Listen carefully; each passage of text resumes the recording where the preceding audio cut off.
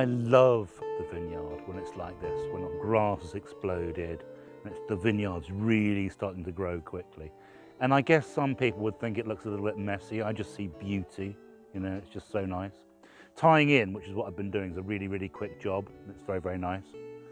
But I am surprised, A, at how good all the flowers are coming along and have a really good flowering season, but how much leaf disease there is in there. I don't know what it is. I often have some of it. There's loads in there. So it swings and roundabouts. We'll have to see how it's going, but it's just looking so nice after that May explosion. Just looks wonderful.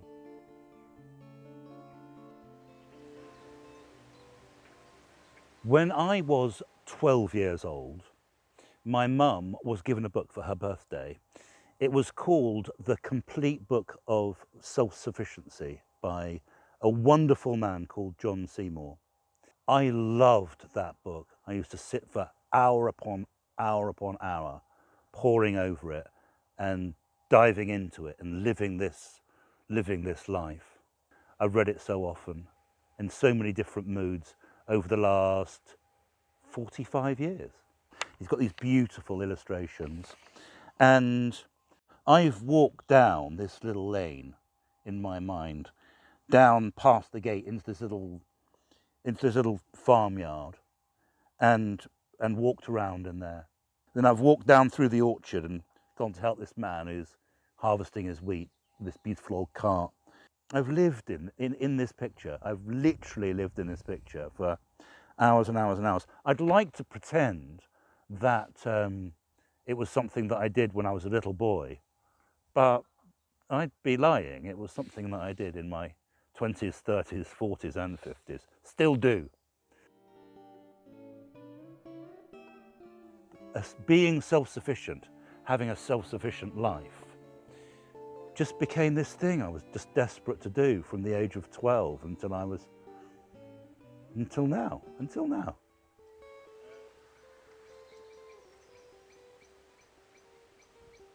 I've been getting on with some transplanting. I've got onions in. There's about 400 in now.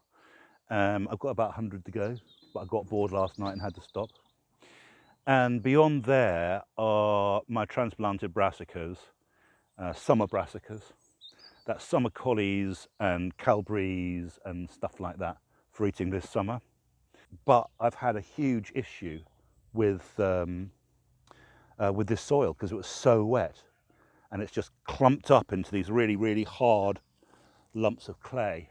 And so I'm having to deal with it as best I can by watering and then putting compost in and then rotivating that in. And that's how I've been managing here. And to be honest, that bit's okay. This, I think, is just about done for. It's going to take another season now to get this sorted out. But this is where I was going to have my main crop potatoes in. And 1/3 of this whole garden was going to be main crop potatoes. And we just had to abandon that idea because we just couldn't get them in because it was too wet. So where are they going to go?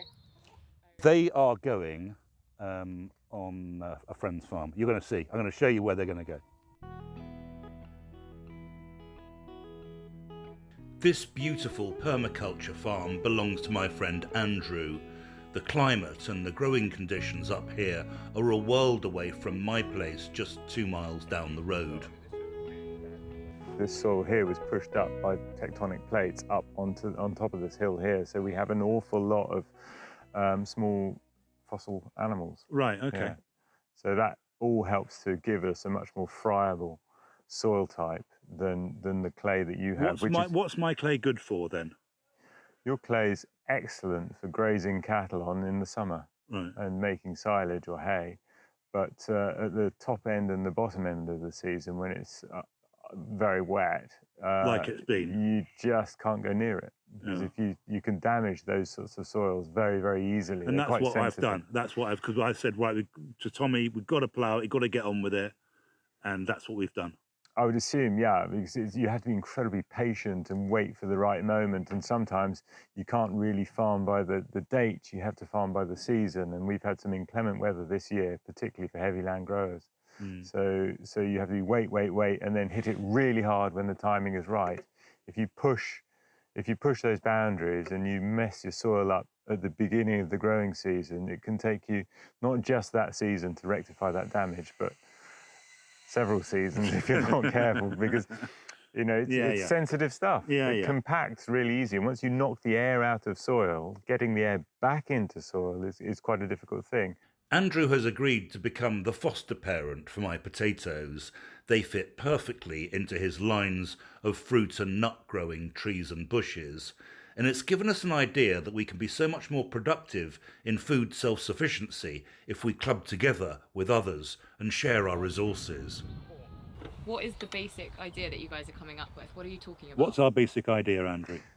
The principle is to have a small community of shared growing and exchange, as I understand it. I think so you can specialise and share. So therein lies the difficulty is the detail, but you know, I'm really quite okay with growing a few spuds and a bit of wheat. And Max is really good at growing some dairy and making bread. And rosé. So there is a lovely synergy there. Yeah. So if we can somehow bring in the other people who are prepared to share in the same way, we have the potential for a food community or hub, which could, you know, pave the way for several other people in the future. We do need to have a conversation about how it can work. Because what you can't have is people feeling that someone's got their hand in your pocket. I think therein lies the complexity. I mean, I've been giving it some thought. We've got some beef cattle here, we've got some goats here, we've got the potential to grow wheat, as you have, and as we know, we've got potatoes.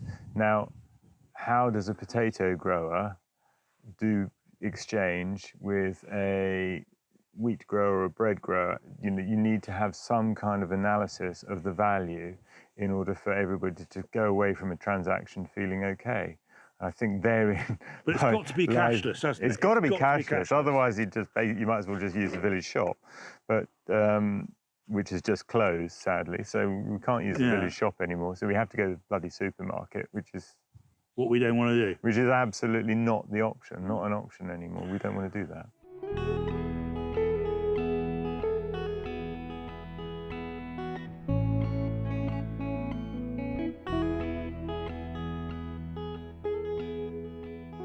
So this is red clover, Merviat, 1 kilo. There's really pretty little, like brick-coloured, tiny little seeds. And what I'm going to do is, there's loads of it here, more than I need.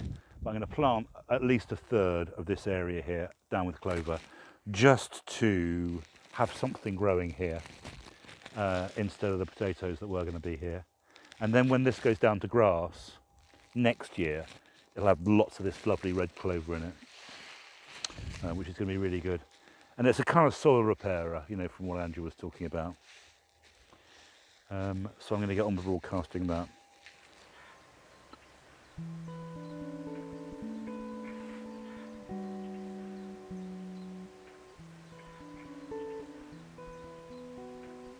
This transition from May into June has meant the start of new season veg and a little more variety in my diet.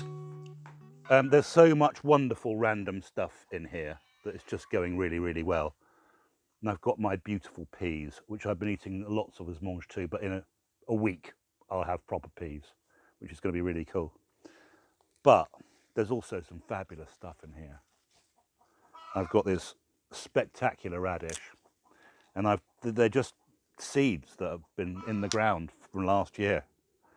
And so, well, every now and again I have a really delicious little snack. French breakfast, really nice. These are my potatoes, and a sign that there's going to be potatoes shortly are these little flowers. So I'm just going to have a little tiny dig. There's a little tiny potato there, to see if there are any in here. Oh, I've got potatoes. I've got potatoes. 2, 3. They're tiny, but that's how they're nice. And what's so great about it being really random in here is everywhere you look there's something delicious to eat, like these winter purslane. It's a very, very beautiful little salad leaf. Just stunning. I've been eating those all the time. That and these mustard leaves. Red and green Mizuna. It's just everywhere.